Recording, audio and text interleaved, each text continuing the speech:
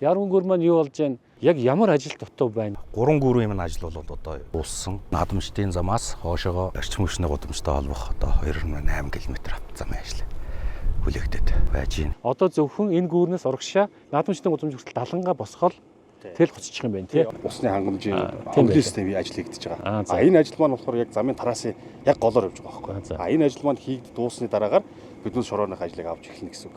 Хөнгөлийн систем хэдэн дуусахаар? Хөнгөлийн систем одоо нэг 21 ажил байна. Хөнгөлийн систем 21 гэдэг чинь 6 сар ихээр дуусаад тэрэн дээр далангаа хийгээд 30-аар нэг ахаад нэг 12 хоног гэдэг. За наадмаас өмнө ямар ч байсан тэгвэл одоо манай иргэд маань тэгвэл ингээ хаашаа зорчих нь биш 121 тэрбум төгрөг манай үндэсний компаниуд 400 м гүүрийг ийм том 2.9 км замтай богино хугацаанд хийж дуусгах шанал гэсэн үг те чанартайгаар. Хэрвээ бид нар энийг гадаадын дээдлэмжээр хийсэн бол энэ өртөө бараг 3 дахин өсөх байх тийм үү? Ер нь дэгжил харна. Нисхийн аюулгүй тойргийг бид нар 2 түвшний уулзуулах тендер зарласан байж байгаа. Тэгэхээр бид нараас үндэсний компаниудыг энэ тендерт урьж байгаа. Тендер маань одоо нээлттэй зарлагдсан байна. За баярлалаа.